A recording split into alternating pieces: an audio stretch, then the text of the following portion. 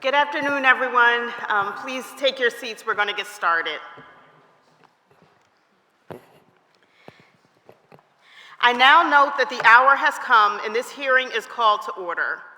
This is the public hearing of the City Council Committee on Housing, Neighborhood Development, and the Homeless. The purpose of this public hearing is to hear testimony on Bill number 240245. Good afternoon to all the committee members. Ms. Jones, would you please call the roll? Councilmember Bass? Present. Councilmember Driscoll? Present. Excuse me. Councilmember Bass, Councilmember Driscoll, Councilmember Squilla, Councilmember Jones, present. Vice Chair Landau, present. Chair Gaudier. Present.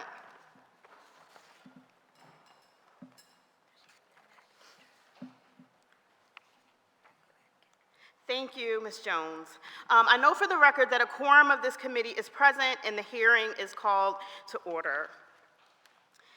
I'm pleased to chair this very important meeting of the Committee on Housing, Community Development, and the Homeless.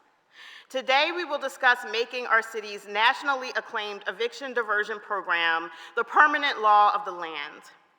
I want to start by taking us back to the EDP's origins 4 years ago. Pre-COVID, Philadelphia had an eviction addiction. Even if you won your case, being taken to landlord-tenant court became a scarlet letter for thousands of renters every year, trapping them in a spiral of housing insecurity. Landlords had to wait months for restitution because the municipal court couldn't keep up with the caseload. And the entire city footed the bill for the societal cost of rampant evictions, such as higher rates of homelessness, unemployment, and health problems. So when the pandemic struck and someone's home became even more critical to their safety and well-being, we knew we had to act. Councilmember Brooks and I joined forces with then Councilmember Helen Gim and our community partners, many of whom are here today, and the eviction diversion program was born. Since then, the eviction diversion program has received national praise, including from the White House and Governor Josh Shapiro, for creating a successful eviction alternative. When coupled with rental assistance, the eviction diversion program is one of our city's most effective anti-displacement programs ever. And it is a racial justice program too, because an overwhelming majority of tenants who face eviction are single Black mothers. Eviction diversion is a win for tenants who have the opportunity to remain in their homes or make a graceful exit without being damned to a lifetime of housing insecurity. It is a win for landlords who avoid expensive legal fees and turnover and vacancy costs, while also having the opportunity to receive restitution months faster than they would otherwise. It is a win for the municipal court, which can hear cases sooner and focus on situations where judicial intervention may be required. And it is a win for our neighborhoods, which remain stable and welcoming to residents from all socioeconomic backgrounds. Thanks to the eviction diversion program, we have an average of 10,000 fewer evictions every year than we did pre-pandemic. That's 10,000 families who would otherwise undergo one of the most traumatic and destabilizing experiences possible, because a safe, stable, and affordable home is the bedrock of a successful life in healthy communities. As rents and housing costs continue to soar, the eviction diversion program remains just as important for the safety and vitality of our neighborhoods as it was in 2020. We cannot stand by and let the eviction floodgates reopen when this program expires at the end of June. That's why I was proud to co-introduce a bill that would make the eviction diversion program permanent, alongside Minority Leader Kendra Brooks, Minority Whip Nicholas O'Rourke, and our committee Vice Chair Rue Landau. I also want to acknowledge our co-sponsors, Majority Whip Thomas, Deputy Majority Whip Bass, Councilmember Ahmad, Councilmember Jones, Councilmember Lozada, Councilmember Harity, Councilmember Driscoll, and Councilmember Squilla. Thank you all for recognizing that as rent and housing costs continue to soar, eviction diversion remains critically important for the stability of our neighborhoods. Lastly, thank you to everyone who is here today to testify, provide public comment, or just listen. We appreciate and value your partnership and your participation. And I want to note for the record the participation of Minority Leader Kendra Brooks. Do any of the committee members have opening remarks? Vice Chair Landau. Thank you very much, and thank you all for being here today. I just wanted to take a second to recognize the importance of this moment for me. When the eviction diversion bills were originally passed, I was working for the City of Philadelphia, running the Fair Housing Commission, and was working at night with the staff of so many of our council people here, working with them to help create the bills, to help craft them, to make sure that the 6 bills that we had at the time were working in the right way. And as a former community legal services lawyer, represented low-income tenants for 10 years, and then as somebody who ran the Fair Housing Commission, I know firsthand how much this is a racial and economic justice issue for the city of Philadelphia. And I also know, as I've been doing this for so many years, how rents in Philadelphia have increased exponentially, while oftentimes habitability of housing has not.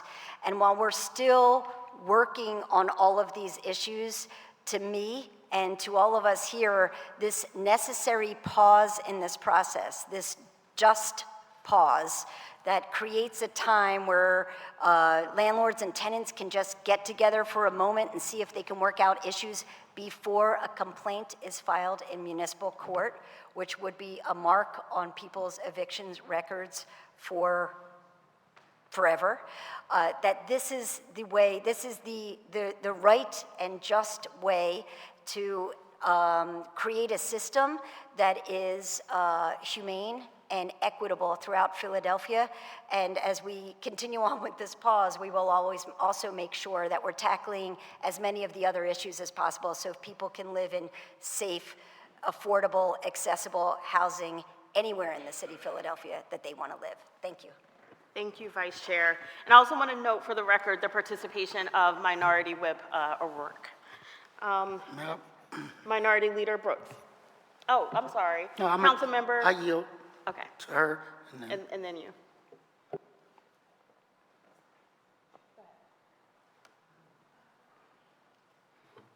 Good afternoon.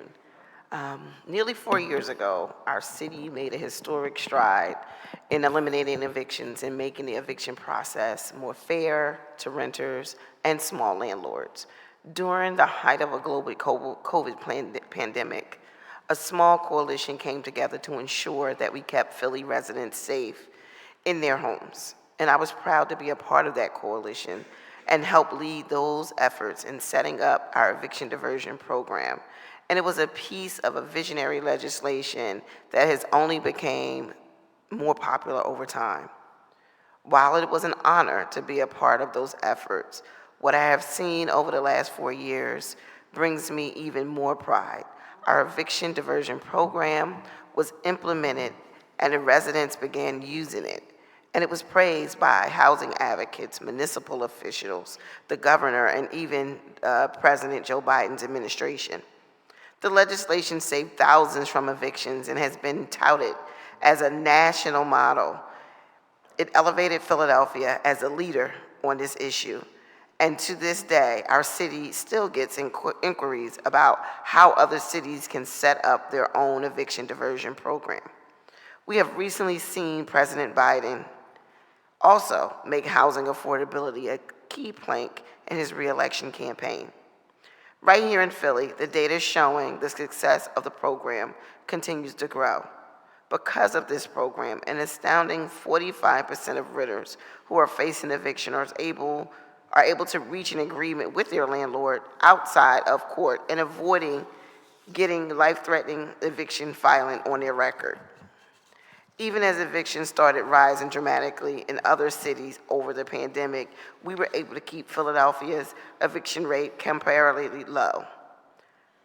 The Princeton Eviction Lab has found that we have 10,000 fewer evictions every year than the annual average before the diversion program. In every council district, we have seen hundreds and thousands of families use the programs as more and more Philadelphians are educated on it.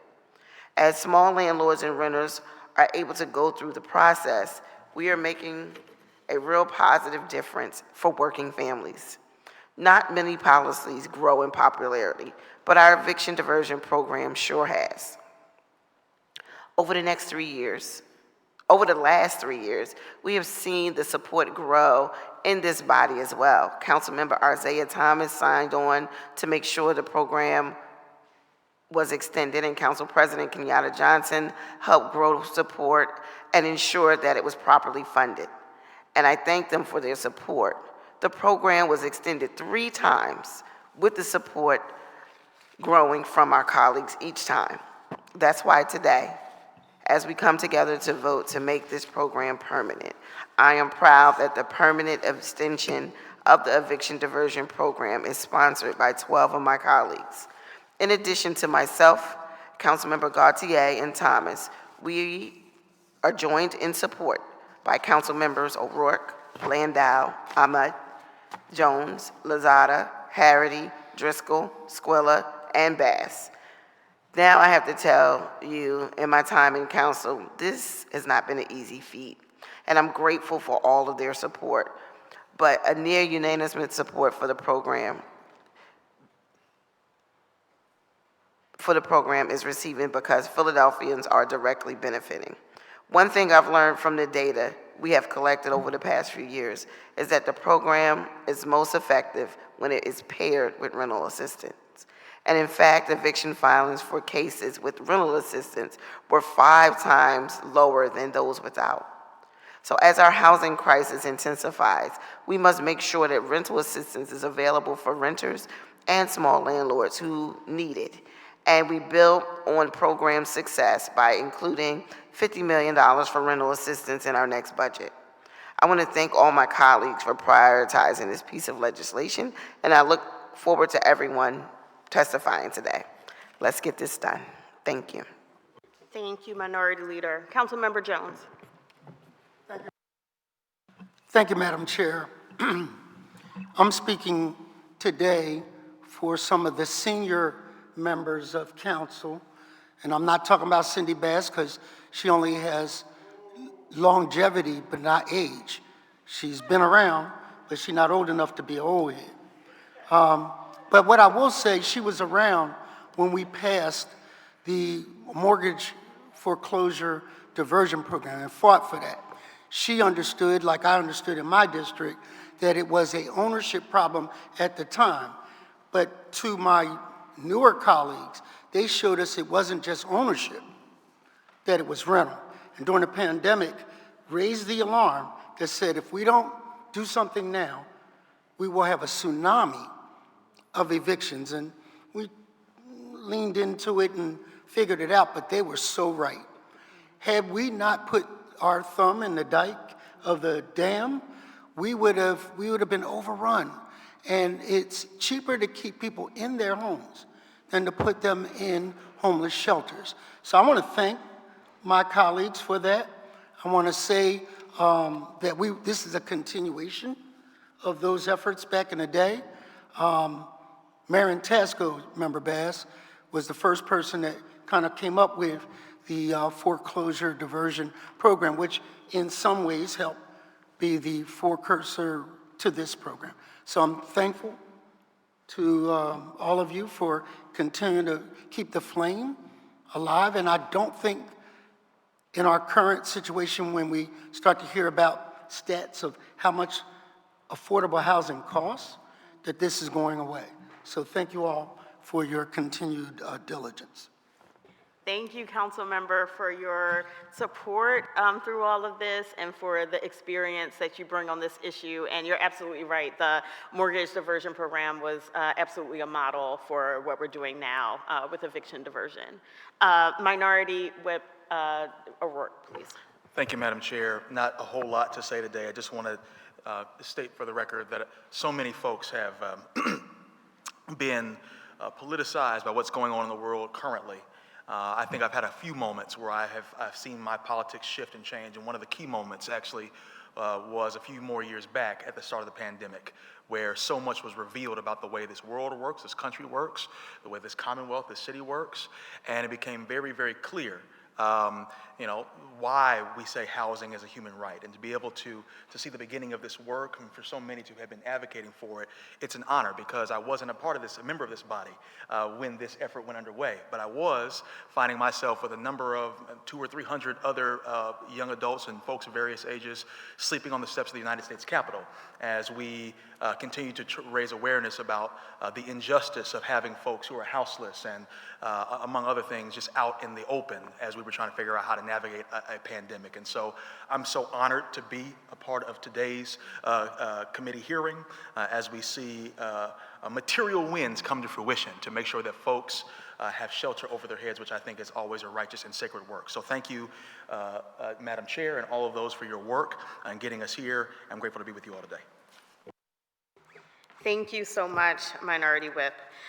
Ms. Jones, will you now read the title of the bill? Bill number 240245, amending Chapter 9-800 of the Philadelphia Code entitled Landlord and Tenant to modify requirements and authorizations related to the city's residential eviction diversion program, including associated changes to the landlord and tenant relationship, and to make certain technical changes, all under certain terms and conditions. The clerk will please call the first panel of witnesses to testify on the resolution. And we do today have a hard stop at 4:30 p.m., so we're asking that people be somewhat concise in their testimony.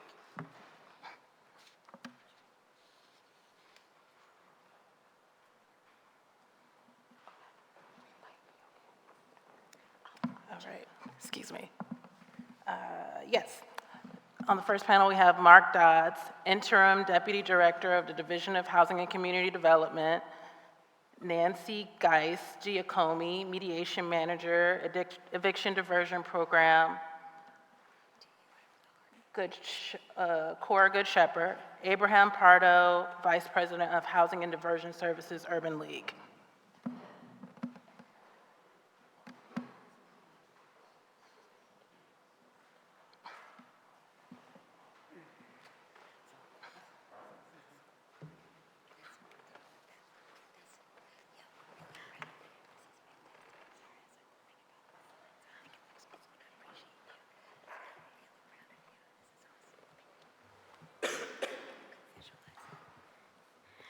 Mr. Dodds, please state your name for the record and proceed with your testimony. Good afternoon, Mark Dodds, Interim Deputy Director, Division of Housing and Community Development. Please proceed with your testimony. Good afternoon, Chair Gaudier and members of the Committee on Housing, Neighborhood Development, and the Homeless. I am Mark Dodds, Interim Deputy Director of the Division of Housing and Community Development. Thank you for the opportunity to testify on Bill number 240245. We support passage of this bill. The bill would maintain the city's eviction diversion program in its current form, but would remove the current ordinance's sunset position, making the program permanent. The mayor is dedicated to making the city government one that Philadelphians can see, touch, and feel. She also has ambitious housing goals, which focus not just on new construction, but on housing preservation as well. The eviction diversion program is critical to both of these efforts. It represents a hands-on effort by the city to help landlords and tenants in every council district avoid the costs and disruptions of the eviction process, while at the same time adding homes for almost 8,000 households each, saving homes for almost 8,000 households each year, and stabilizing income streams for landlords of all sizes. As you know, several of you were involved in the initial effort. The eviction diversion program began in earnest in 2020. Since that time, the program has proceeded through several legislative and programmatic iterations in response to available resources, stakeholder feedback, and lessons learned through assisting tens of thousands of landlords and tenants. The program has operated in its current form since January 2023. In the current program, all landlords are required to participate for 30 days before filing an eviction. During that 30-day period, landlords and tenants are provided with some combination of financial assistance called targeted financial assistance, mediation, housing counseling services, and negotiation resources. The data we have available points to a highly successful program. Overall, EDP is helping to cut eviction filings by almost 40% per year. This significant decrease is especially notable in light of unfortunate reality in most cities where eviction rates are up, not down, and certainly not down by such a large amount. Additionally, data indicates that each component of the program contributes to its success. Where mediation is involved, approximately 70% of landlords and tenants who participate reach an agreement. Targeted financial assistance is available to many landlords and tenants participating in mediation, but it is also highly effective on its own. About 40% of successful outcomes are reached based on TFA alone. Importantly, it is not only landlords and tenants who resolve their cases through EDP that benefit. Fewer eviction filings mean that municipal court judges are able to spend their time focused on cases that really need a judge's attention, rather than on ones that could be resolved pre-filing with a simple payment plan or a small amount of rental assistance. EDP has garnered Philadelphia national attention. The New York Times described the program as a notable success for both landlords and tenants, and EDP has been lauded by the White House as a national model. We at the Department of Planning and Development are proud to house and operate EDP, but EDP would not be successful without the tireless work of our partner organizations. On the targeted financial assistance side, PHDC provides skillful implementation, ensuring that the majority of payments are made within 30 days. For parties involved in mediation or needing other support, Philadelphia Legal Assistance, Community Legal Services, Core Good Shepherd Mediation Services, including their team of volunteer mediators, and dozens of city-funded housing counselors and NACs provide responsive and compassionate assistance. We are also grateful for our strong partnerships with the First Judicial District and landlord associations. Their support and coordination have been critical to the program's success. Throughout EDP's evolution, we have worked to continually improve and adjust the program so that it works as optimally as possible for all parties and stakeholders. We are committed to continuing that effort if the program becomes permanent.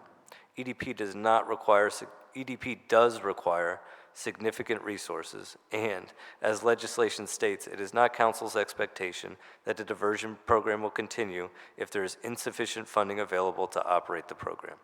We currently have funding on hand to operate EDP at current levels for FY25. Continued funding, particularly after FY25, will need to be part of the annual budget negotiations. Evictions not only destabilize families, they destabilize communities as well. Stable lives in neighborhoods create the resilient social fabric that empowers people to come together to make their communities safer, cleaner, and greener, and provide a solid footing for every individual to pursue economic opportunity. That concludes my testimony, and I am available to answer any questions you may have. Thank you so much, and I just want to commend DHCD for how quickly they stood this program, how you stood this program up in the midst of a crisis, and also around the great success that we had in getting the TFA funds out of the door. It truly has been remarkable, and we do get your point about making sure that this is in the budget every year. Ms. Giacomini. I hope I'm not butchering that too much. Please state your name for the record and proceed with your testimony. I am not Nancy Giacomini, who is out sick. Oh, It okay. Yeah, she was out sick this morning. But my name is Sue Wasser-Krug. Thank you. And I'm the Director of Mediation at Cora Services. No, that's fine. Please proceed. Thank you. Well, good afternoon, and thank you for this opportunity to speak in support of Bill 240245. As I mentioned, I'm Sue Wasser-Krug, the Director of Mediation at Cora Services, and I'm here to share with you Nancy's testimony since she's out sick. She is our mediation manager and landlord liaison for our eviction diversion work. She actually started with the program as a volunteer mediator on day one. So and I hired her very shortly thereafter when I realized I could not do it all myself. Cora Services is a nonprofit resource center that has served the Philadelphia community for over 50 years. The aim of our eviction diversion work is to support both tenants and landlords as they work together to create mutually beneficial solutions and to strengthen their rental relationships.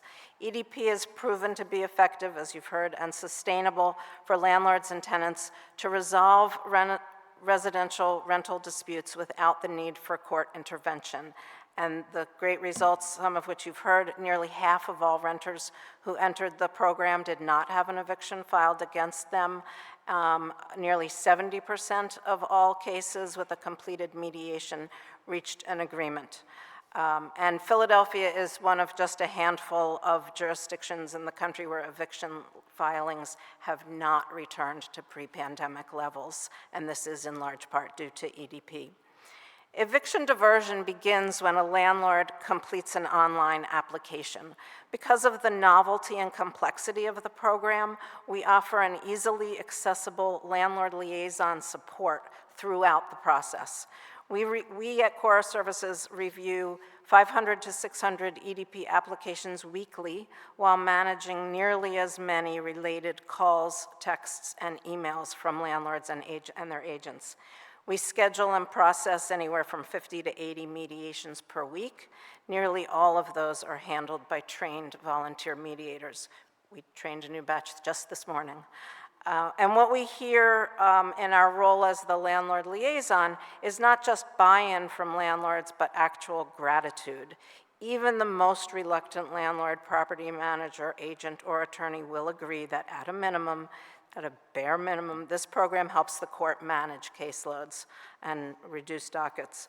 I'd like to share with you some feedback that we receive mostly from landlords and property managers. This is from a property manager who told us the mediations have turned out to be a wonderful experience and issues are resolved where tenants would otherwise have been evicted. And a small landlord said to us, "My husband and I were wondering if the eviction diversion program is still running. We have another tenant that could use the help. We have had great success with this program. Thank you." And from a landlord who received the targeted financial assistance, "I just wanted to say thank you again and let you know that I really appreciated all the support. The water department was about to put me in collections for the tenant's outstanding balance. Because of you, that didn't happen." And finally, from one of our volunteer mediators, "This mediation was wonderful. The housing counselor worked their magic and the property manager was able to get approvals and consent for an agreement." So in closing, EDP equips landlords and tenants to resolve their disputes together. In mediation, we call this a win-win. In eviction diversion, as Chair Gauthier has stated, we call this a win-win-win. Tenants win by avoiding the trauma of eviction proceedings. Landlords win with timely negotiated agreements and financial assistance. And communities win by supporting a party-driven conflict resolution process that makes a real difference in our efforts to combat housing insecurity, homelessness, and social inequality. Thank you so much for your support. Thank you for your testimony and for your work. Cora has been such an instrumental part of this program. Abraham Pardo, please state your name for the record and proceed with your testimony. Yes. Good afternoon, everyone. My name is Abraham Reyes Pardo. I serve as a VP of Housing for the Office of Housing and Diversion Services at the Urban League of Philadelphia. The Urban League of Philadelphia is a multi-generational civil rights and social justice organization which was founded in 1917. I'm here to provide testimony in support of Bill 230245 for the extension of the nationally recognized eviction diversion program. I've had the privilege of being part of this project since it was first incepted in 2020, leading my team of housing counselors through its different iterations. Last year, the Urban League of Philadelphia proudly served 20% of the landlords and tenants who participated in the eviction diversion program, a reaffirmation of our commitment to this initiative. The program's primary goal is settling disagreements between landlords and tenants outside of court without an eviction filing. And thanks to the consistent efforts of City Council, the program also provides direct financial support for struggling landlords and tenants. According to the Eviction Lab at Princeton University, Philadelphia's eviction diversion program is the main reason the city has consistently seen fewer than 20,000 filings, the 20,000 filings it typically had in the years leading up to the pandemic, at a time when eviction filings are reaching or exceeding pre-pandemic averages in other cities. The program has also allowed us to keep close track of the market conditions, something that is particularly relevant at a time when the use of technology is drastically influencing the availability and pricing of rental units in our city and beyond. I'm referring specifically to the more than 20 lawsuits against some of the country's biggest property management companies who are being accused of colluding to raise rental prices, and not by cutting deals with each other, but by using a particular piece of software. Despite the efforts of the federal government to regulate the marketplace through antitrust laws, software like RealPage has made algorithmic price selling accessible. Our communities need our support to continue advancing the fair housing agenda. Time and resources can be managed and invested in the more specialized cases moving through the court system, as minor cases involving missed payments are a better fit for the eviction diversion program. Perhaps the best way to sum up the benefits of this program is by sharing a message from one of our participants. Hello, Ms. Walker. I just wanted to say thank you for all your help with the rental assistance. My landlord just received the payment, and now I get a month to catch up with my water bill and other payments. I am no longer behind on my rent. I just want to say that I'm thankful and grateful for being able to stay in my home. Please continue to help the struggling people in our community. Thank you. Thank you so much for your work and for your testimony. We truly appreciate you. Are there questions or comments from members of the committee for this panel? Minority Leader Brooks or Minority Whip? Okay. Thank you so much for your testimony. Yes. I'm so sorry. I just wanted to say, as somebody who was on the administrative side of so many of these issues, thank you, thank you, thank you for all that you do. I know it was such a heavy lift to get it started and to keep it going, but we thank you so very much. The clerk will please call the next panel of witnesses to testify on the resolution. Mercedes Peterson, Sine Williams, Ebony Tillman, and Tiana Woods.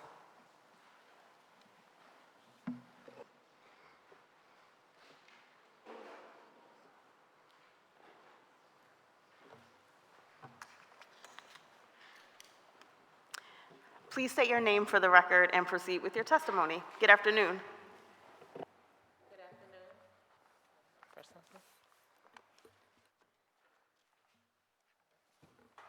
Good afternoon. Good afternoon, members of City Council. My name is Mercedes Peterson, and I'm here to ask you to support the continuation of the eviction diversion program. After the loss of my job last summer, I was able to pay my rent through my unemployment. After several months of applying for jobs, I was hired in November of 2023 for one started in January 2024. I attended the first day of my job, but felt seriously ill and was hospitalized the next day. I was in and out of the hospital for 26 days and lost my new job. My rent fell behind, and my landlord sent me an eviction notice. After finally being released from the hospital, I had to worry about paying my rent. Thinking I would be put in the streets didn't help my blood pressure. But after speaking with my housing counselor in the diversion program, I felt hopeful. He listened to my backstory, informed me of the steps I followed, and helped me come up with an action plan. This helped alleviate my stress so that I could focus on my health and recovery and start working again. With the help of my counselor, we were able to negotiate a payment agreement that worked for both me and my landlord, and all parties were satisfied with the outcome. I'm glad to say that just a few days ago, I made my final payment, and I'm now current on my rent. A place to live is something we all aspire to have. A roof over our head is security. When unfortunate events such as health issues or loss of a job happen, bills still have to be paid. But through mediation, tenants like me have a chance to save our homes instead of getting steamrolled through the eviction process. Please support struggling tenants by continuing the eviction diversion program. Sometimes people are down on their luck, but a helping hand goes a long way. Thank you so much. Thank you for your testimony and for sharing your story. And I'm sorry that you had to go through so much, but also I'm glad and congratulate you on finishing your payment. Will you state your name for the record and proceed with your testimony?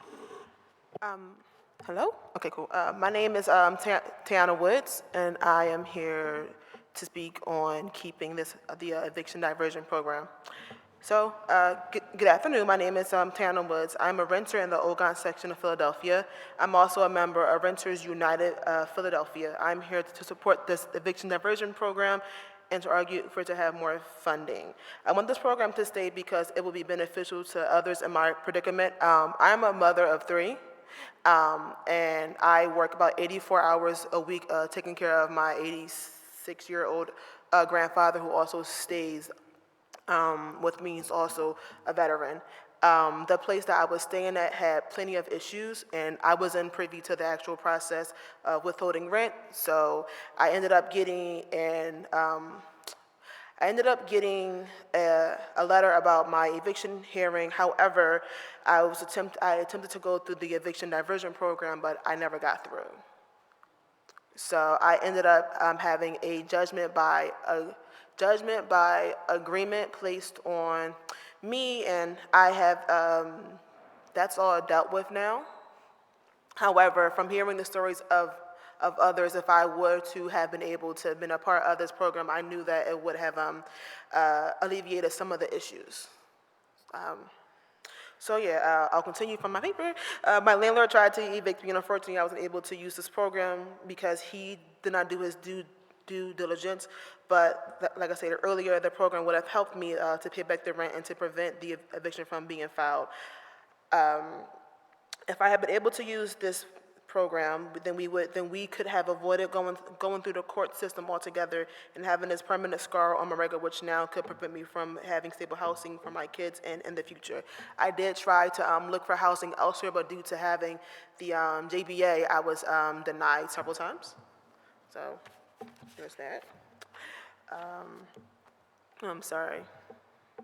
As someone stated earlier, a majority of the people who have in evictions are single mothers. I am one myself, as I stated earlier, and due to that, we should not have to worry about being displaced or becoming homeless just because they lose a job or fall behind on a month's rent. For me, I pick up odd jobs overnight. I work 12 hours in the morning, and then I work 8 hours overnight as well because I have to make ends meet for my family and I. If we had been evicted, then we would have had nowhere to go, and it would have risked the health and well-being of our whole family, particularly the children and my grandfather. This is why we need to continue programs like the Eviction Diversion Program and make them even stronger so that all tenants can get assistance, so that all tenants can get the assistance that they need for their families to keep their human right to housing. I think this program does need more funding to provide financial assistance to tenants and to make sure that there are staff to provide housing counseling. So thank you. Thank you for sharing your story, and I'm sorry to hear that you had to deal with so much with the judgment and with finding housing. Can you just expound before we move on? Why weren't you able to make it into the program? Do you know why? When I received the letter, I did call, and for one day I sat on the phone for 2 hours straight, and every time my phone reached 30 minutes and 0 seconds, the phone would hang up. Okay. So I'm sorry for that, but certainly just describes the intense demand for the program, and so we'll have to, make sure that we make some adjustments moving forward. Next, can you please state your name for the record and proceed with your testimony? Hello, guys. My name is Ebony Tillman. I am a member of Renters United Philadelphia, and I am a mother and a hairstylist and a new business owner of Winobi Hair Beauty Studios. My first name spelled backwards, Hair Beauty Studio. Thank you. And I'm working on building my income for me and my daughter. I went through the eviction diversion program at the end of last year when I fell behind on rent because I did not have enough clients at the hair salon. I've been searching for rental assistance options already. Through the eviction diversion program, I met with a mediator and my landlord and a lawyer, and together we made an agreement for a payment plan, and I was able to get targeted financial assistance to pay a couple months of my back rent. To have support from the eviction diversion program and to be able to get assistance is a weight lifted. It is a relief because I have an 11-year-old daughter. I am a single mother, and it's a horrible feeling to think that this place where we have shelter and water and our belongings is at risk of being taken away. Knowing that you have a child looking up to you and depending on you to make things happen. You feel hopeless when you think you might lose your home. When you're having a hardship and the place where you live is being threatened to be taken away, and you don't have support to hire anybody or get assistance, that sinks you down. Having that extra support from the eviction diversion program is appreciated through hard times. It is very important to continue the eviction diversion program so that mothers and families like me can stay in our homes and not have to worry about being displaced. I ask that City Council and Mayor Parker continue this essential program with at least $50 million in funding so that others can get help with back rent like I did to prevent eviction. Thank you guys for your time.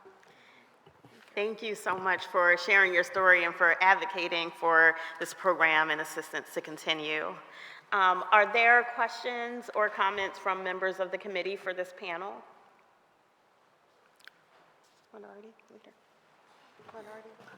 Council member? Thank you for your perseverance. Like, we were just sitting and that 30-minute and a second disconnect, I don't know how many times I would have been able to have that kind of patience and perseverance in a system that, I'm thinking everything's stacked against me. So even though you didn't get in, thank you for continuing on. And it just is a profile in courage. So thank you. The clerk will please call the next panel. Nathan Tulch, Managing Partner, Overbrook Management Group and Overbrook Capital. Abe Silber, Founder and Owner of Two River Development.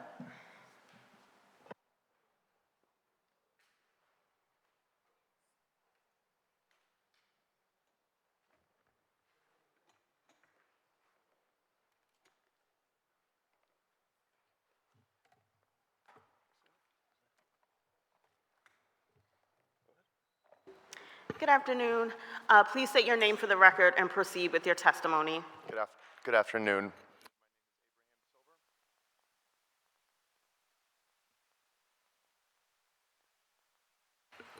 Good afternoon. My name is Abraham Silber, and I'm the founder and owner of Two River Development. Thank you to Chair Gautier, Vice Chair Landau, Minority Leader Brooks, and members of the Committee on Housing, Neighborhood Development, and the Homeless for hosting this hearing and for giving me an opportunity to share my thoughts on the eviction diversion program and the targeted financial assistance pathway. Two River Development is a vertically integrated affordable housing developer proud to have roughly 200 of Philadelphia's most vulnerable citizens as its tenants. Our clients are a diverse mix in every respect. We work with almost all of the city voucher programs, including PHA, HUD-VASH, and various Office of Homeless Services and Department of Behavioral Health programs, to name a few. In addition, we have extensive relationships with various nonprofits, some of whom administer their own voucher programs. A significant portion of our tenant base are also private payers, with no government assistance, but who also require the most affordable of housing. We have tenants as young as 19 and those well into their 70s. We take seriously our work as a partner to the Department of Corrections in providing reentry housing to returning citizens. As such, I feel credentialed to stand before you and opine on the efficacy of this program for both landlords and tenants, and thus our city in its current form. In addition, I must stress the importance of securing funding for TFA alongside any bill that makes EDP permanent. It is no secret that EDP and TFA are not popular in the landlord community, but I do not share this sentiment. I have not always felt this way. Prior to the addition of the TFA pathway, I thought the eviction diversion program had become the greatest existential threat to privately held affordable housing that the city of Philadelphia had ever seen. This city cannot solve its housing crisis without the cooperation of the private sector, and the legislation made the cost of providing this housing too high to be economical. However, after the introduction of TFA, my opinion of the program changed drastically. Why? Simply put, the program works. Out of the over 75 TFA applications that have been funded on behalf of tenants to my organization, not one, and I repeat, not one, of those tenants has been subsequently evicted. Does this mean that all were able to get completely back on track and remain as tenants? Unfortunately, no. In certain circumstances, tenants did fall behind again, but because of the clarity of the program, they understood that should they choose to stay, there likely would be an eviction on their record, and they voluntarily vacated. A key intent in the crafting of the EDP program was to avoid evictions on tenants' records, and that part is working. Voluntary terminations are the minority, however. Most of these 75 tenants do remain. Much more frequently, TFA has proven to be the lifeline that those of us in the affordable housing business know tenants need to get back on track. A sick child, an unexpected layoff, or even a flat tire can financially derail a tenant and be the first in a series of steps towards eviction in a pre-TFA world. Most evictions begin with a relatively small outstanding balance, and the design of TFA is fantastic at nipping that problem in the bud and giving people a second chance. Most people are by their nature good, and the vast majority of them take that second chance and run with it. In summary, it is of the utmost importance that this committee, and hopefully all of City Council, understand how critical targeted financial assistance and the funding that it requires are for the maintenance of affordable housing in Philadelphia. Thank you again for the opportunity to speak on this important matter. Thank you for your testimony and for changing your mind from thinking this is an existential threat to becoming a supporter. We appreciate you. Please state your name for the record and proceed with your testimony. Hi, my name is Nathan Tolchinsky. Hello, my name is Nathan Tolchinsky, and I'm the managing partner at Overbrook Management Group and Overbrook Capital. Thank you, Chair Gautier, Vice Chair Landau, Minority Leader Brooks, and members of the Committee on Housing, Neighborhood Development, and the Homeless for hosting this hearing. My organization owns and manages approximately 200 homes in the Philadelphia market, primarily focusing in North Philadelphia, West Philadelphia neighborhoods, including but not limited to Allegheny West, Strawberry Mansion, Nicetown, Carroll Park, and Cobbs Creek. We feel our greatest impact is the ability to offer our residents affordable housing that is mechanically and aesthetically above the quality that is usually seen in the various neighborhoods that we operate in.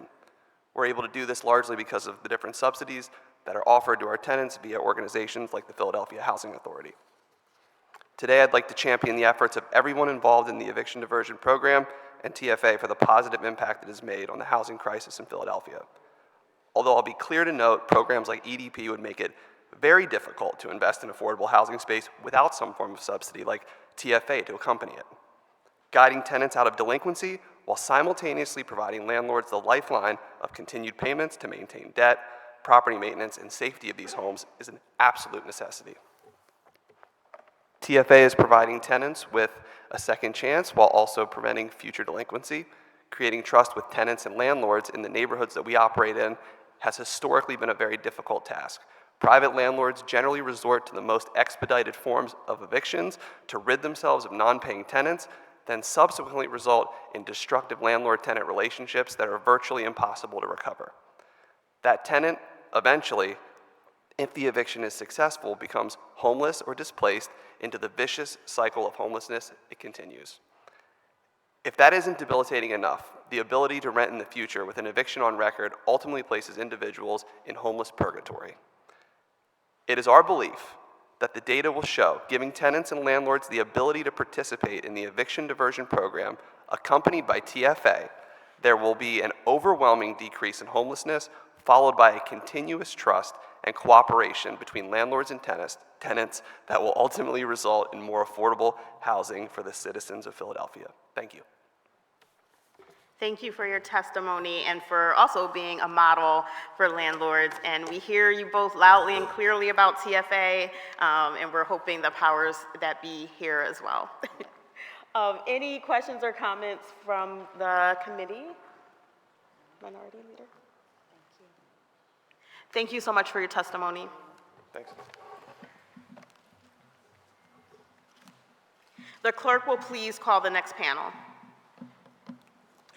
Catherine Hicks, President, NAACP, Philadelphia Branch.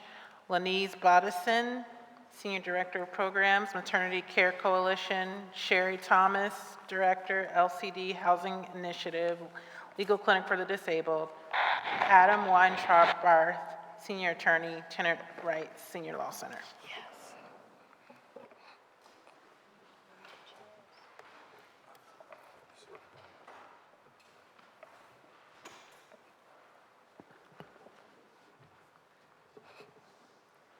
Good afternoon, Ms. Hicks.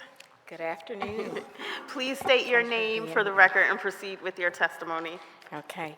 Catherine Hicks, I'm the Philadelphia Branch President of the NAACP. Good afternoon. As President of the Philadelphia Branch NAACP, I stand in support of Bill number 240245, removing the sunset date from the eviction diversion program. I want to thank Council Members Brooks, O'Rourke, Gautier, and Landu, who co-introduced the bill, along with Council Members Thomas, Ahmad, Jones, Lozada, Harity, Driscoll, Squilla, and Bass, who co-sponsored this important and very necessary bill. I want to thank all who have taken the time to be a part of this very important bill for the eviction diversion program. The National Association for the Advancement of Colored People is committed to addressing housing inequities and discrimination and to advocate for equal opportunity and access to affordable housing. The NAACP has been around since 1909, advocating for civil rights. The eviction diversion program has proven to be an invaluable resource in assisting both landlords and tenants during challenging times. By providing counseling, resources, and support, the program has effectively helped to prevent evictions and maintain stable housing for renters. Making this program permanent would ensure that landlords and tenants continue to receive the necessary assistance they need to navigate difficult situations and avoid eviction. This not only benefits tenants by providing them with necessary support to stay in their homes, but it also benefits landlords by offering resources to mitigate potential financial loss. Documented studies have determined that Black women with children make up 70% of the evictions in Philadelphia. Black Philadelphians are more likely to be renters. The homeownership rate among Black families is 48.2% compared to white families in the Philadelphia metro at 75.3%. Black and brown renters are more likely to face eviction in recently gentrifying areas of Philadelphia, including those areas that are historic communities of color. As a group, Black Philadelphians experienced almost 3 times as many evictions as white Philadelphians. Here are some key points why this program should become a permanent tool for landlords and tenants in Philadelphia. 1, it promotes stability. The eviction diversion program provides stability for both renters and landlords by offering solutions, resources, and counseling to resolve disputes. This helps prevent evictions and ensures that individuals and families can remain in their homes. 2, it prevents homelessness. By offering support and resources to renters facing eviction, the program helps prevent homelessness. It provides an opportunity for individuals and families to address their financial difficulties, find alternative housing options, or access the necessary counseling and support services if there is not an equitable resolution. 3, it maintains housing market stability. The program benefits landlords as well by providing them with a structured process to address issues with tenants who are struggling to pay rent. By offering the resources and counseling, the program helps landlords find mutually beneficial solutions that can preserve the tenant-landlord relationship and maintain stability in the housing market. 4, cost-effective approach. The eviction diversion program can be a cost-effective alternative to the traditional eviction process. Rather than going through lengthy court proceedings, the program offers a streamlined process that focuses on resolution and prevention. This can save both tenants and landlords from incurring legal fees and other associated costs. 5, encourages communication and collaboration. The program promotes open communication and collaboration between renters and landlords. By offering mediation services, it encourages both parties to work together to find solutions that are mutually beneficial. This can help build stronger relationships and prevent future disputes. Addresses root causes. The program goes beyond addressing the immediate issue of eviction and focuses on resolving the root causes of financial difficulties faced by renters, helping renters access the support they need to overcome financial challenges and improve their long-term housing stability.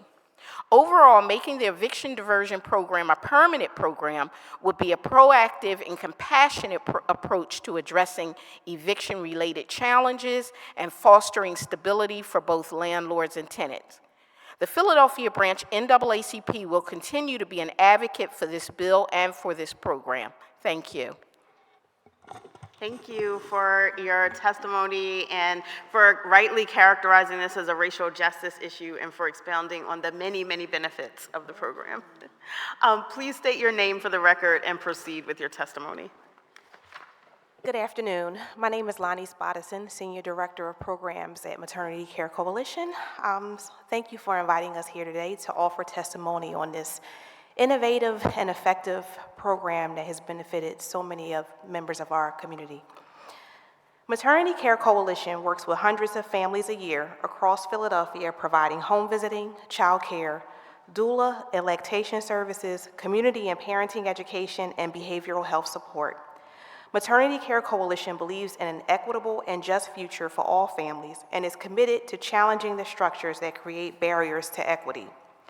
Year after year, across the communities we serve, our home visitors, doulas, and teachers share that parents continuously report housing insecurity as a top stressor. Before families could fully recover from the economic strain created by the COVID pandemic, inflation swept in at rising rates, resulting in a higher cost of living for families barely earning a livable wage. As a result, our community faces rising rental costs and stagnant wage rates. Through family goal planning, we hear details of the futures our parents want for themselves and their children. Our parents are striving to meet their goals through employment and by accessing resources designed to eliminate factors adversely impacting their social determinants of health, which is why they engage in our services. Even with these best efforts, families are still struggling. Each time Maternity Care Coalition has spoken about this issue before this committee, we stress a critical fact. Housing instability has adverse impacts on maternal and child health outcomes. Housing security is critical for healthy birth outcomes, beginning at pregnancy through early childhood. Pregnancy and the first few years of a baby's life are some of the most crucial for lifelong development. Hardship during early childhood can significantly affect brain development. Research shows homelessness can lead to physical health problems for infants, including low birth weights. Parents and babies experiencing housing insecurity have high rates of trauma and are at greater risk of parent-child separations. Studies show that homeless and housing unstable children are more vulnerable to mental health problems, developmental delays, and depression than children who are stably housed. Frequent moves, living in doubled-up housing, eviction, and foreclosure are also related to elevated stress levels, depression, and hopelessness, all of which impact the parent and the child. Children's health, particularly infant health, is inextricably linked to perinatal health. The importance of housing stability for Philadelphia's families, one of the key benefits of this bill, begins at pregnancy. Codifying into law Philadelphia's eviction diversion program is an important step towards ensuring families' basic needs are met. Unfortunately, far too many infants and toddlers in Philadelphia experience homelessness and housing insecurity. Philadelphia's eviction diversion program aligns with recommendations made by this city's maternal mortality review, which emphasizes the need for stable and secure housing during pregnancy and perinatal periods. We must listen to the needs of our communities and leverage known solutions such as this to create a healthier, safer city for pregnant and parenting families in Philadelphia. Philadelphia families need stable housing to birth with dignity, parent with autonomy, and raise babies who are healthy, growing, and thriving. Maternity Care Coalition strongly supports an ordinance to make the Philadelphia Eviction Diversion Program a national model permanent. Thank you for having us. Thank you so much for your testimony and your very important work. Please state your name for the record and proceed with your testimony.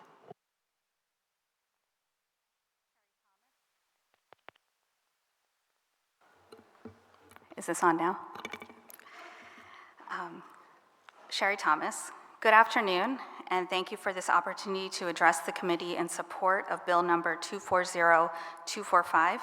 Having heard council members' remarks prior to this hearing beginning, I do believe I might be preaching to the choir, but nonetheless, I will go on. My name is Sherry Thomas, and I am the director of the Housing Initiative at the Legal Clinic for the Disabled. LCD is a direct legal services agency which provides free legal representation for low-income Philadelphians and in the surrounding counties for those living with physical and mental health disabilities. We are also a partner in the Philadelphia Eviction Prevention Project, providing legal representation to individuals and families facing eviction. LCD has supported the eviction diversion program since its inception, recognizing that any process which can avoid an eviction filing is a worthy endeavor. Our clients survive with physical and mental health disabilities. Many of them are on fixed or limited incomes. So avoiding an eviction filing is incredibly important because it keeps a record clean. A lot of them live in homes that are specially fitted to them and accessible to them. So, one, it's important to keep them in the home, but if that is not possible, it is important to keep the record clean so that the subset of our population is able to access more options. In 2020, when we experienced an unforeseeable pandemic, people found themselves in impossible situations. Prior to the pandemic, low-income Philadelphians had felt the crush of rising rents, lack of affordable housing, long wait lists for subsidized housing. But during that pandemic, that crush had extended to other parts of our population that are not considered low income, that may have just been on the cusp of financial hardship. At that time, the City Council recognized the injustice which would occur if eviction filings were to continue at a rapid pace against people who found themselves unable to pay rent due to circumstances beyond their control. Fast forward to today, in 2024, we are officially out of the pandemic, but the issues I mentioned earlier still persist. So that program, which made sense in 2020, still makes sense today, and Legal Clinic for the Disabled is in support of permanence of that program. First, the program coming with financial assistance is incredibly important. None of us are immune to life circumstances. We all saw that in 2020. None of us could have foreseen it. Loss of a job, onset of an illness, unforeseen medical expenses, these are all reasons that our clients have come to us saying this is why they have fallen behind on rent. What the program provides with this targeted financial assistance is breathing room and an opportunity for people to make things right, as well as take care of those other curveballs that life throws their way. Second, the program provides a way for parties to reach a resolution without the eviction filing. We know that filings are currently permanent, they are forever searchable, and they cause undeniable harm. It does not matter if you won your case, it does not matter if your case was withdrawn against you. There's still a record showing that at some point in the past, your landlord has taken you to court. And that record follows you everywhere. The program provides a way to avoid this filing and connects people with resources that are otherwise not available to them. As I mentioned, for people with disabilities, both physical and mental health conditions, there are already limitations on income, and there are already limitations on what type of housing is accessible to them. With an eviction filings, those options shrink undeniably. Lastly, the program provides tenants with a warning system. In Philadelphia, prior to beginning an eviction action, your landlord is supposed to provide you notice and wait through the notice period before filing their lawsuit. This notice period is to give the tenant time to either pay what is owed or to move out of the property. As an attorney who practices in the Philadelphia Municipal Court, I've seen countless times where complaints are filed prior to the expiration of a notice period, even sometimes on the same day or the next day, which essentially causes permanent harm of an eviction filing, giving no ability for the tenant to remedy the issue before this mark is put on their record. Sometimes if the tenant has waived that notice in their lease, there's no advance warning at all. In contrast, the eviction diversion program does require notice of eviction diversion rights and a waiting period of 30 days before filing for eviction. This advance notice that your landlord may be getting ready to file a complaint gives time to plan and to prepare. This could include searching for a new property, or it can include getting your money together to come up with a plan. The program's notice of rights and waiting period serves another purpose. It is a warning system also for tenants who have landlords who are bad actors. I cannot tell you how many people do not exercise their rights to live in a safe and habitable property for fear of retaliation. They fear that if they ask for repairs or begin withholding their rent to incentivize repairs, their landlord will file to evict them. Unfortunately, I've seen that this fear is founded. With the waiting period in the eviction diversion program, tenants who receive notice that is in retaliation have time to possibly prevent a wrongful eviction filing. Overall, the program is a significant way to prevent harm. For low-income renters, especially building in safeguards and room for resolution, it can be the difference between being homeless or relegated to substandard housing for the rest of their lives. As we saw in 2020 with the pandemic, none of us are immune from things going wrong, and this program gives everyone the opportunity to set things right. This program made sense then, it makes sense now, and the LCD is in support of permanence of the eviction diversion program. Thank you. Thank you so much. I need to take over for a minute as vice chair, but thank you so much. Does anybody have any questions? Any comments? There's one more. Oh, one more, I forgot. Thank you. Please state your name for the record. Thank you. My name is Adam Weintraub Barth. I'm senior attorney at Senior Law Center.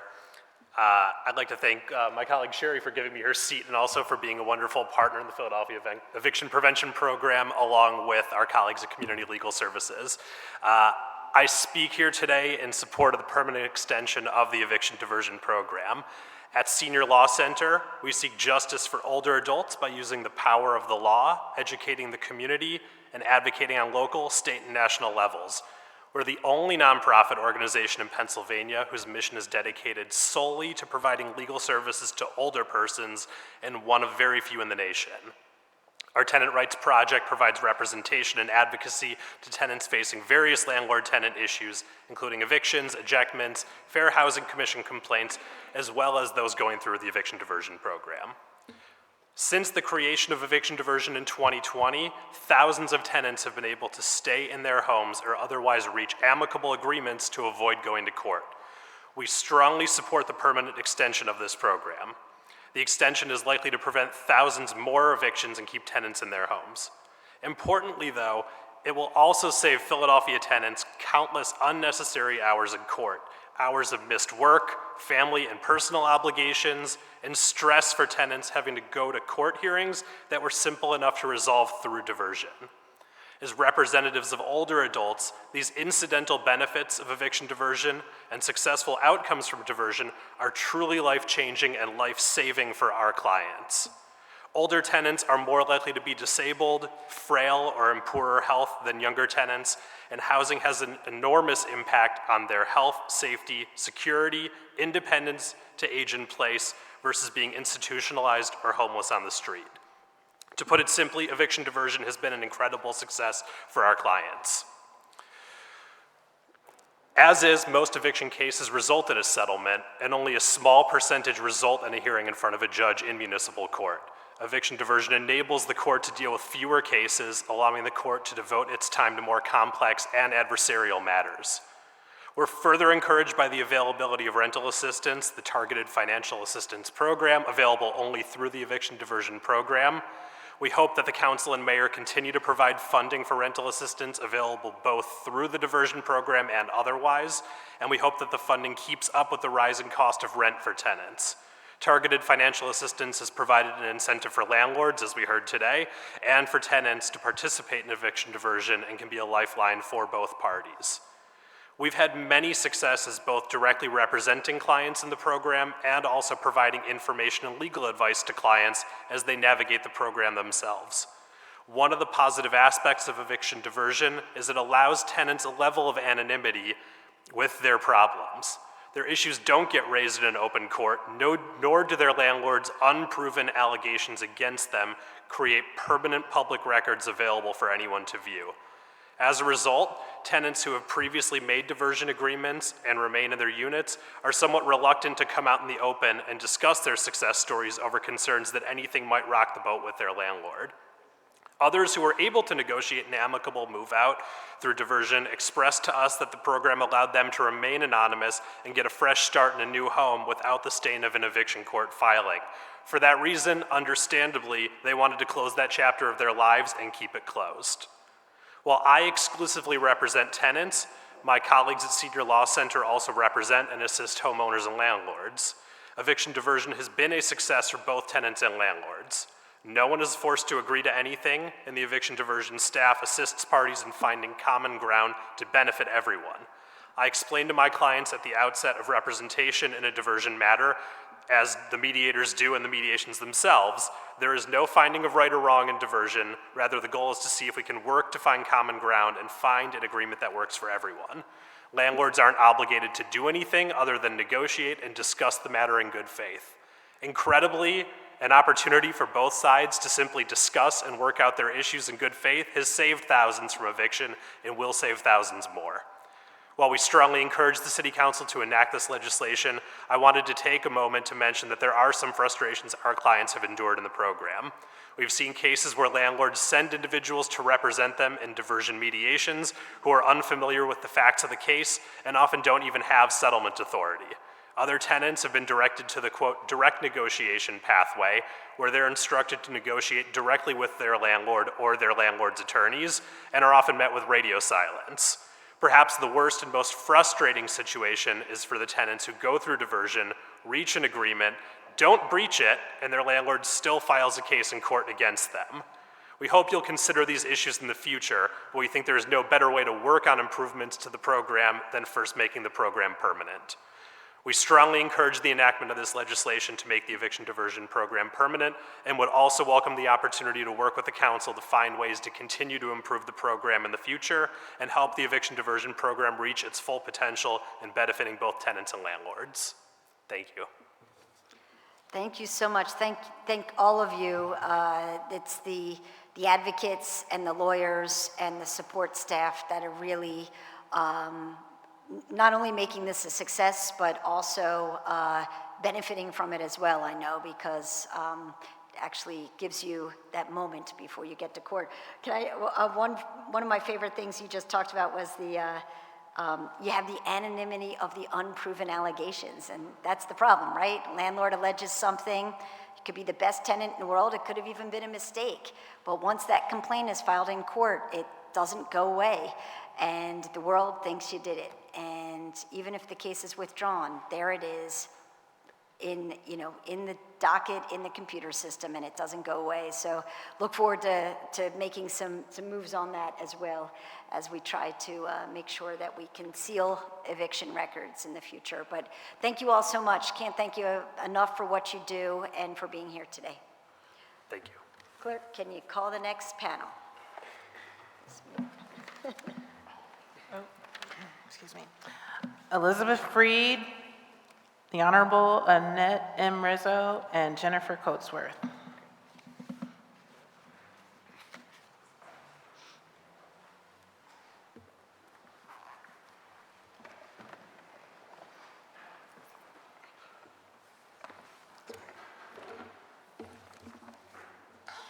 Please state your name for the record. Good afternoon. My name is Elizabeth Freed, and I'm a supervising attorney in the housing unit at Community Legal Services.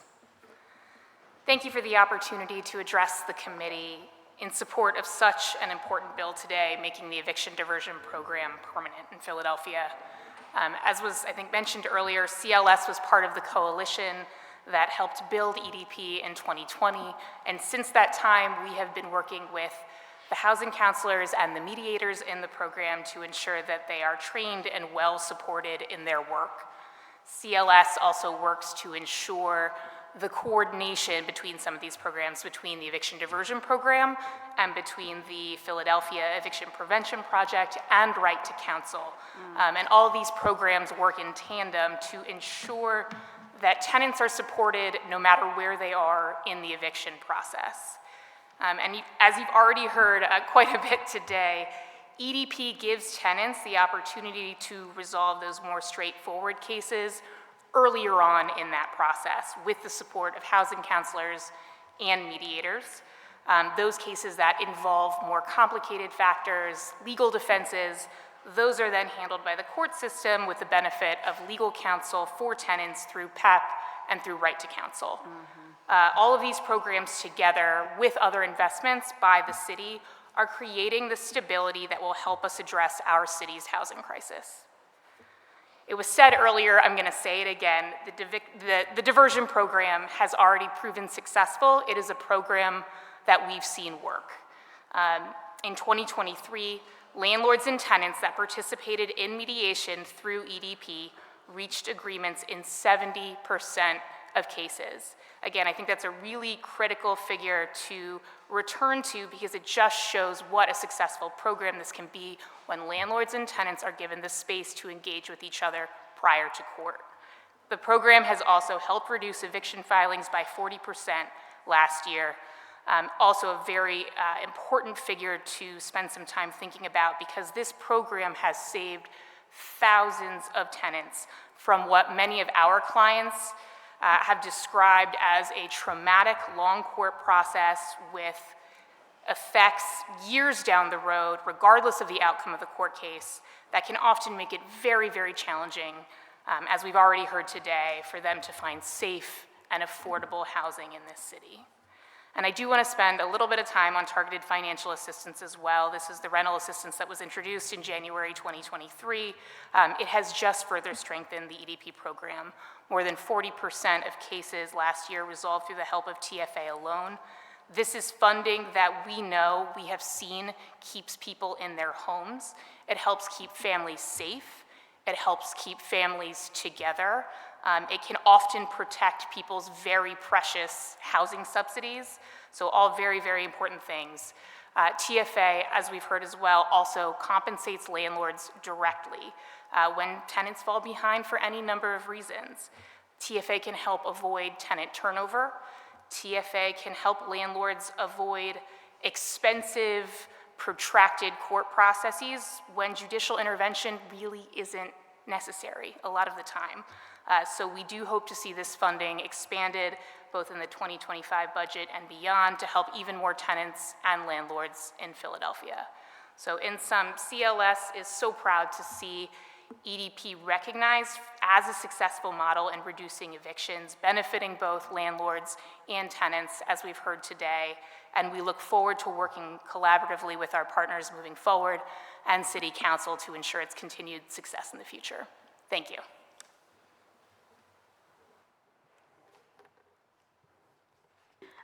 Please state your name for the record and proceed with your testimony. Okay, good afternoon, and it's great to be back in these chambers. My name is Judge Annette Embrizzo. Good to see you all in this hallowed hall.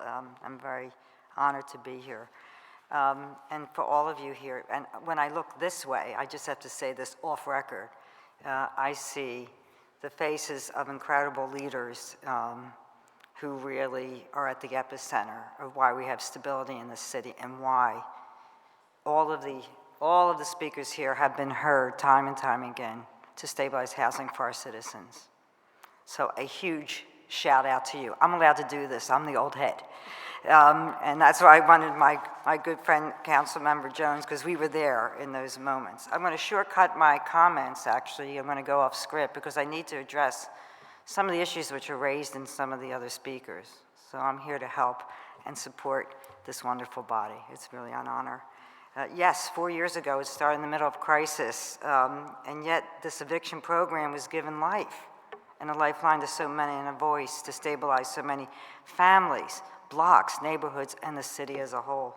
It is a ballet of coordinating essential local, regional, and even national resources as we pull them in to put this pathway of critical dialogue now between landlords, the reps, and of course the tenants. And it has borne success. We hear it over and over. You can't say it enough. But we have seen this dance before, and what I want to hearken back and not have an historic travel log, the videos will be shown later. Some 16 years ago, we were at the center of a mortgage finance meltdown. It wasn't a health crisis, but I can assure you it was crisis. That not just affected Philadelphia, but beyond, and even internationally. And so there was a call to arms. And truly, at the center of all of this was the fact that we were trying to preserve those distressed homeowners which themselves were on the brink of or into homelessness. So I cannot believe the dialogue is the same, and we are addressing it this time the right way, in a quick way. And I'm so grateful. But at the epicenter of my crisis that I dealt with were the courts. And the fact that this program has been structured to actually have pre-complaint, pre-filing basis to have that meaningful face-to-face, whether it's telephonic or not, is so impactful to bring the parties to bear at that time, as has been stated so eloquently, that there's no record. But early intervention for landlords and tenants is critical.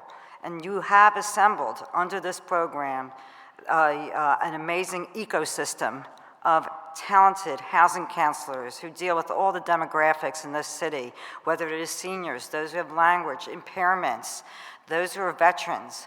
All of this is addressed on an individual basis under one hood. And it has proven success on that very, very micro basis and also on that macro. So it's lifeline, it's continuity, it's stability to go forward as a permanent program with proper funding. It just makes me feel so overwhelmed with joy and such pride for the city. We lead not just by, I would say, thought, but we lead by deed. And this has truly been proven with Philadelphia, to be a national model, to be at the White House, all the things that have occurred before. We are the leaders in trying to stabilize housing in this city, and we will forever be really the model for this country. I just say one thing that I find so interesting. When we started the mortgage foreclosure diversion program, it was with a pilot, sotto voce, P, small p. Then we went boldly to a capital P. And the way we went permanent is we just removed pilot.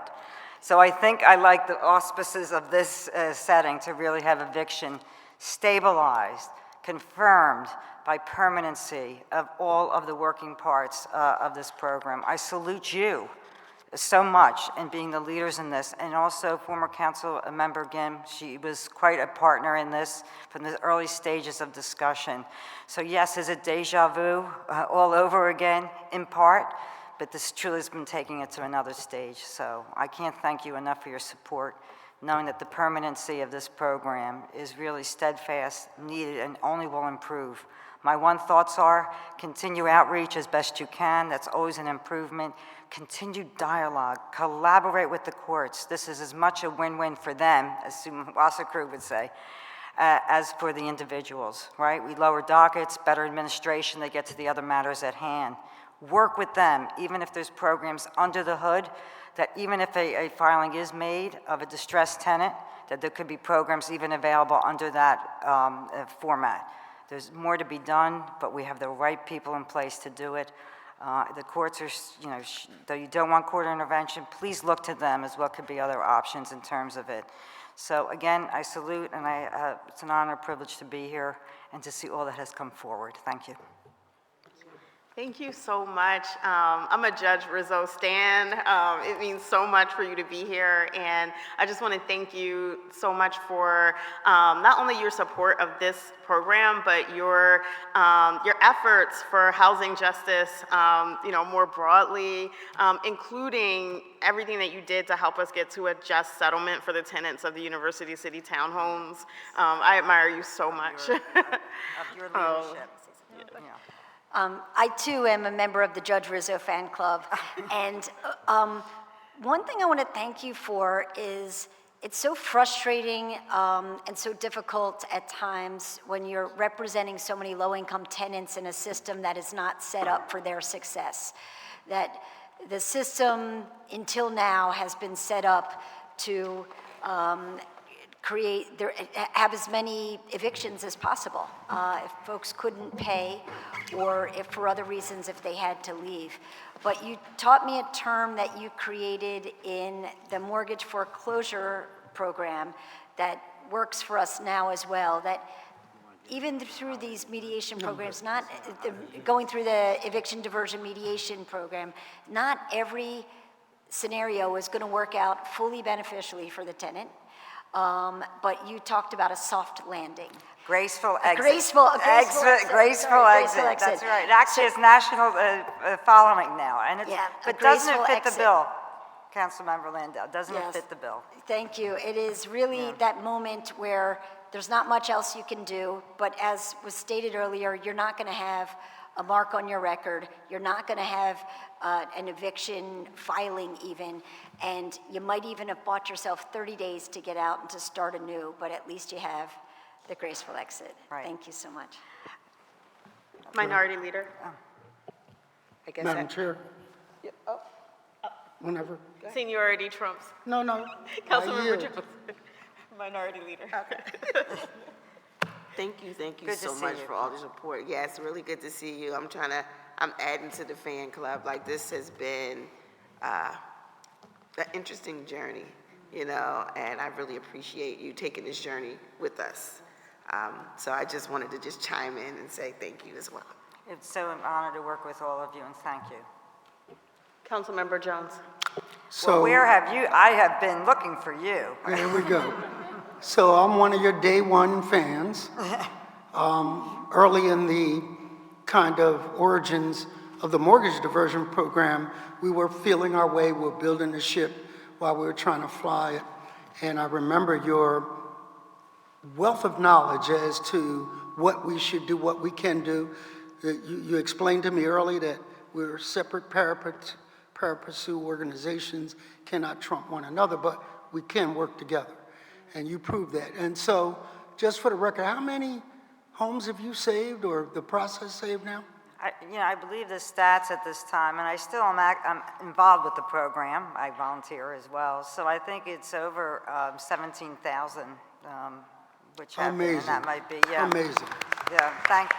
That is the fueling of a program we thought was only going to last a few years. And as we say, the rest is history, as it is here. And I do appreciate that it's sort of, parts of it were a template, again, for this, but much more has gone further with it for the immediacy of it. So yes, we had that relationship early on in building, you're right, building the plane as we were flying it.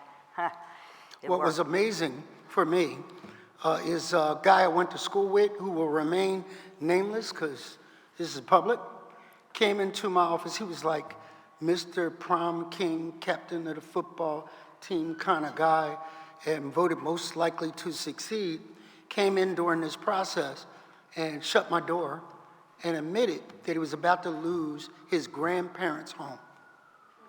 It humbled him like I wasn't used to him being vulnerable. And I looked at him and he just shook his head and said, this might save it. And it did. And so for those tens of thousands of people that you help, thank you. Thank you.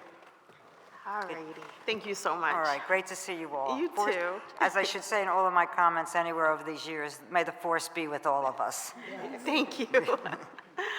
Please state your name for the record and proceed with your testimony. Good afternoon, Jennifer Coatsworth from the Philadelphia Bar Association. Good afternoon, Madam Chair, Madam Vice Chair, members of the committee. I also am a card-carrying member of the Judge Rizzo Fan Club.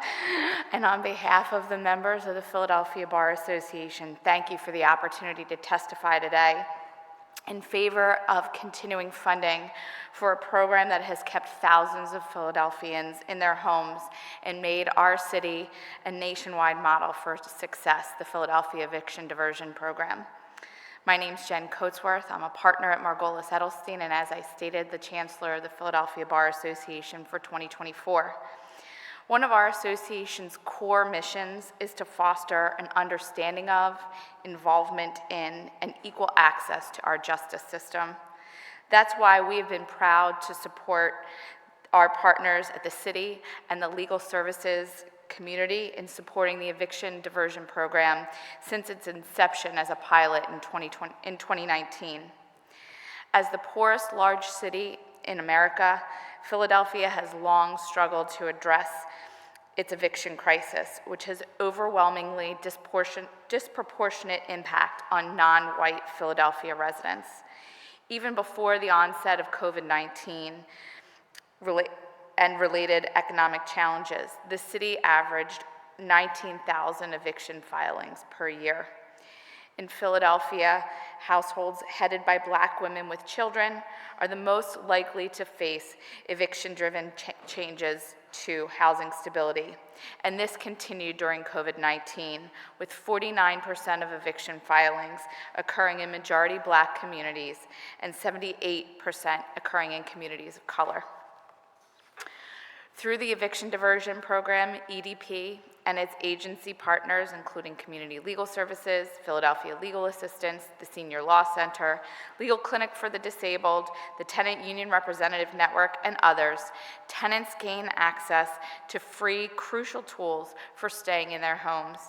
That includes pro bono legal services for low-income tenants, an in-court help center, a tenant helpline, financial counseling, a website, and community education, and more. Perhaps most importantly, through this program, tenants and landlords get the gift of time. A 30-day pause in eviction proceedings with the opportunity to come to a resolution with the help of a trained volunteer mediator. Tenants get to stay in their homes while the process plays out, and both tenants and landlords save the cost and stress of going to court, and eviction filings don't bog down our overburdened court system. Plus, through mediation, an array of disagreements can be resolved, including property damage and repairs, and which, once addressed, can directly and indirectly improve the health, safety, and quality of life for residents, neighbors, and entire communities. The proof of this program's success is clear. Since its inception, EDP has helped thousands of low-income residents avoid homelessness. It has been nationally recognized as a model by the Urban Institute and called one of the best designed diversion programs in the country by Princeton University's Eviction Lab. According to the Eviction Lab, eviction filings in Philadelphia are down by 40% compared to pre-pandemic levels, and 70% of parties participating in the diversion program are able to reach an agreement. Our Bar Association represents more than 8,000 judges, lawyers, and legal professionals, including attorneys who represent both landlords and tenants. Since EDP was created, we have held yearly CLE programs to train and recruit volunteer mediators. We also strongly advocated for the passage of right to counsel for all tenants facing eviction and have worked to convene stakeholder group to develop recommendations for reforming and modernizing the landlord-tenant office. Both of these are important companion initiatives to the EDP, in addition to other amazing legislative proposals that this body has put forth to combat the housing crisis. Continuing to fund EDP is common sense. It has a proven track record of success and provides both landlords and tenants with necessary support navigating the complex and often fraught emotional process. Importantly, the program has saved thousands of tenants from becoming associated with an eviction record, which can be a serious barrier to obtaining safe and affordable housing in the future, even if the courts rule in favor of the tenant. Moreover, the program has relieved stress on our court system, which, unlike other large cities, did not experience the tidal wave of eviction cases once pandemic-era moratoriums ended.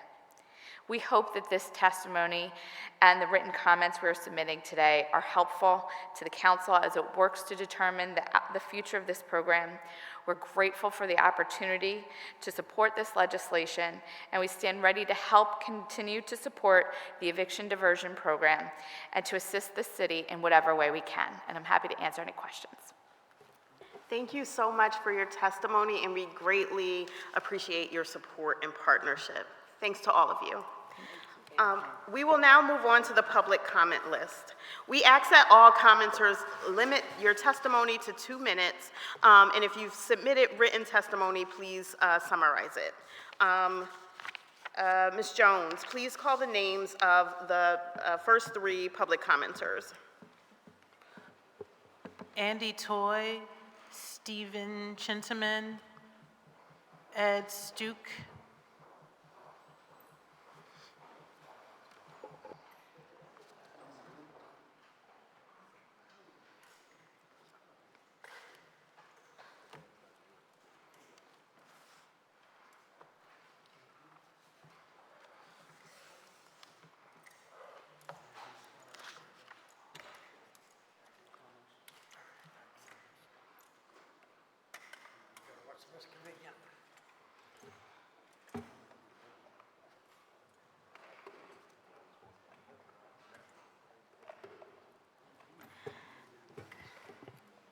Good afternoon, and thank you so much for being here today. Please state your name for the record and proceed with your comment. Good afternoon, distinguished council members, and thank you for your courtesy and accommodation.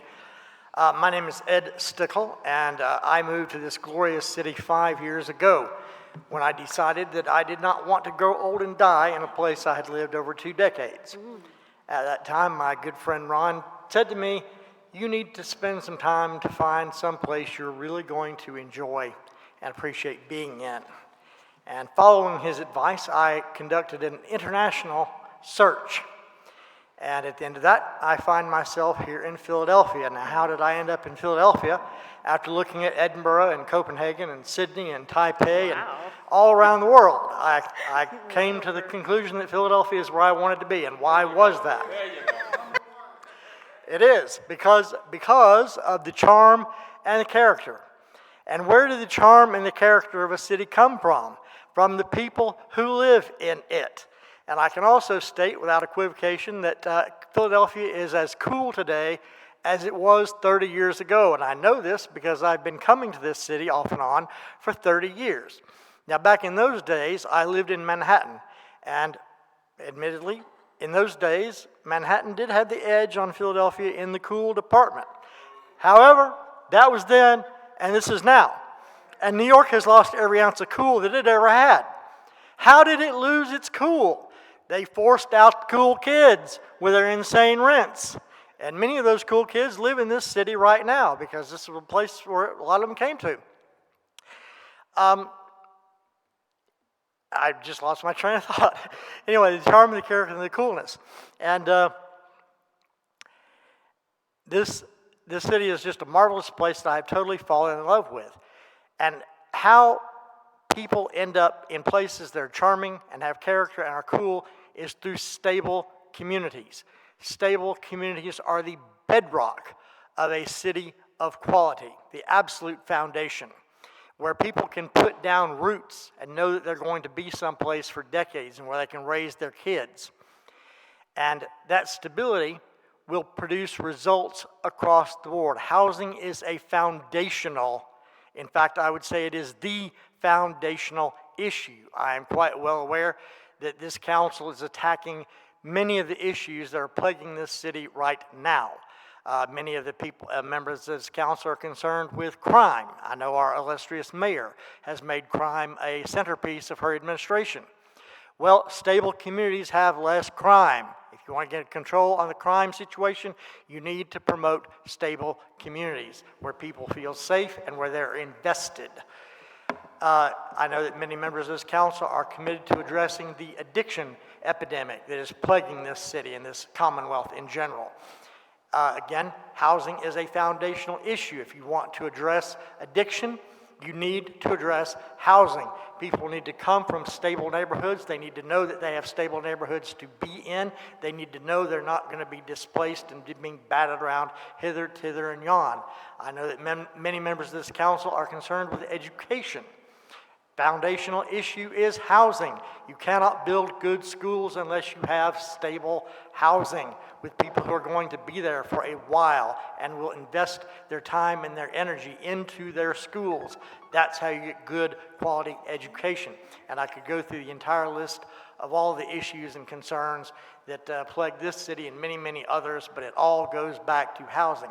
So I am very appreciative of the members of this council, Councilmember Brooks and Councilmember Gautier, and Councilmember O'Rourke and Councilman Landau, and all of the others who have worked so mightily on building this foundation, this foundation stone that we need to create stabilized housing in this city, which will help us solve all the other problems facing us. I thank you very much for your attention and your courtesy, and hope you have a blessed afternoon. Thank you for your comment and for ranking us more highly than New York and Copenhagen. Good afternoon, Steve. Please state your name for the record and proceed with your comment. Stephen Chinsman, Vice President of the Pennsylvania Apartment Association. Good afternoon, Chairwoman Gautier, Vice Chair Landau, and members of the Committee on Housing, Neighborhood Development, and the Homeless. My name is Stephen Chintaman, and I am the new Vice President of Government Affairs for the Pennsylvania Apartment Association. representing over 287,000 units and 316 property management companies across the Commonwealth. Locally here in Philadelphia, we represent over 38,000 units and 49 management companies. I'd like to thank you for the opportunity to testify today on Bill 240-245, which would make the city's residential eviction diversion program permanent. I would also like to thank Minority Leader Brooks and her staff for their leadership on this matter. The Pennsylvania Apartment Association and its members appreciates this legislative body's commitment to cross-collaboration in ensuring we create a program that finds equilibrium for both landlords and tenants. It should be known that the PAA's apartment owners and managers do not seek opportunities to evict residents. We are an organization that is committed to working with stakeholders and government in addressing housing instability across the Commonwealth and the nation. We were proud to join the White House Eviction Reform Summit that sought to build a sustainable model towards eviction reform. The PAA opposes this legislation as we believe there are regulatory concerns with the current eviction diversion program. We hope that the council would consider the following recommendations: creating a program that only applies to tenants who qualify for assistance and participate due to a non-payment of rent issue, amending the program to allow for a 7-day pre-screening period to determine whether the tenant qualifies for financial assistance, amending the program to allow landlords to receive funding through the Targeted Financial Assistance Program with reimbursement within 30 days, identifying a permanent and sustainable funding source for the eviction diversion program. Many of the states and local governments that still currently operate an eviction diversion program are in similar position as the city of Philadelphia, with federal stimulus dollars reaching sunset and/or exhaustion by the end of the current fiscal year. In order to make these programs permanent, long-term funding solutions will need to be implemented. And I'm going to ask you to wrap up in the next 20 seconds or so. Okay. And I'll just end by saying that the PAA would welcome any opportunity to continue to work with this committee and all stakeholders who will be impacted by any potential changes due to this bill. We appreciate your time and consideration. Thank you for your comment. Ms. Jones, can you call the name of the next public commenter? We have Ali Zane and Ms. Cecilia Thompson.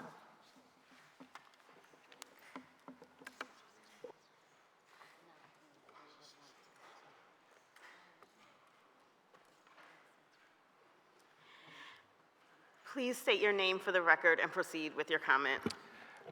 Ali Zane. Esteemed members of City Council, thank you for having me.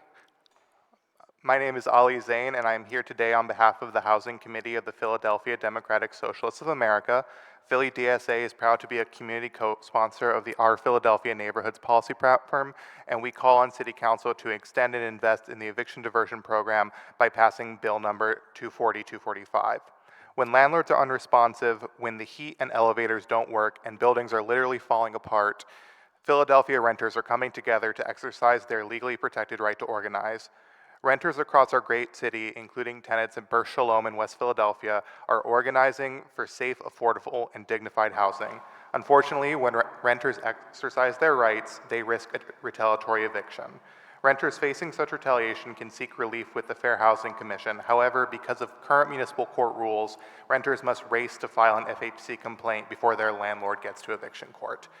As it has been said by many people today, the eviction diversion program gives the gift of time. Time to file an FHC complaint, or time to make the rent work, or time to make a graceful exit without the black stain of an eviction record. This time is especially important for renters who work long hours or those who care for children or disabled family members. When we organize tenants in Philadelphia, one thing we hear all the time is that rents are unaffordable and they're only getting higher. According to the National Low-Income Housing Coalition, a worker in Philadelphia needs to earn 3 times the minimum wage to afford a modest one-bedroom apartment. For renters on government assistance programs like SSI, affordable housing is almost impossible to find. That is why it is critical for City Council to invest more funding in the Targeted Financial Assistance Program in addition to making EDP permanent. In conclusion, Philly DSA urges this committee to pass Bill number 240-245 and save the eviction diversion program. Thank you so much for your comment and your advocacy. Cecilia, thank you for being the most dedicated community advocate. You're here almost every single day for one reason or another. I got a little bit of time now. Please state your name for the record and proceed with your comment. Sure. My name is Cecilia Thompson. I want to thank members of the committee for having this hearing. My testimony is for those families who have to care for people with disabilities when they have to lose their job or quit their job to care for those families. A few months ago, I had to help a family who had asked the landlord for that renter certification. He refused to give it to her, so her rent got behind because you need that certification to get the programs. Long story short, he had intended on evicting her, and this was a woman who was waiting for the state to supply a one-to-one to her 22-year-old that was a paraplegic. Long story short, when he did go through the program, his thing was he thought the money was going to take forever and a day to get to him. That's why he didn't want to be bothered. Come to find out, it didn't take long. I think it took like maybe 30 days or something like that. But my point is that when the family has to cease working to care for their loved one, and they have to temporarily get on either SSA or SSI, that's a stressor that they shouldn't have to endure. As a parent who does care for a loved one with severe autism, that's a stress in itself, let alone you have to worry about roof over your head and those type of things. So when individuals have to go to these diversion programs, hopefully there will be assistance for those families who either permanently or temporarily have to be on government assistance, again, to care for those, their loved ones with disabilities. Thank you for the opportunity to speak this afternoon, and I am in strong support of this initiative being a permanent initiative. Councilmember Jones. Yeah, Madam Chair, I will be brief because I know we have a hard stop, but I'd like permission to work with the Apartment Association to talk about what post these moving out of this legislation out of committee might mean in future. And if you bless me to do that, I would take that on. Sure thing. We're always willing to have those conversations. Yeah. And then number two, Brith Shalom, which is in the 4th Councilmanic District, needs these protections. And it's not just Brith Shalom, it's the Pavilion. I can name 5 or 6 developments that are tottering on these kinds of eviction issues that need that gift of time. And I think that's the most profound articulation of what this program means. So. Thank you, Council Member, and thanks to you both for your comment. We truly appreciate you. Seeing no one else here to testify on the bill, this concludes the public hearing. We will now go into a public meeting to consider the action to be taken on the bill heard today. Can the clerk please call the roll? Councilmember Jones? Yes, present. Councilmember Squilla? Present. Vice Chair Vice Chair Landau? Present. And Chair Gaudier? Present. The chair recognizes Vice Chair Landau for a motion on the amendment to Bill number 240245.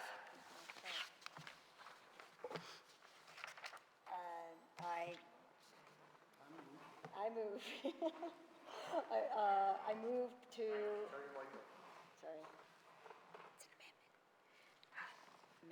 We are doing amendment, okay. I got you.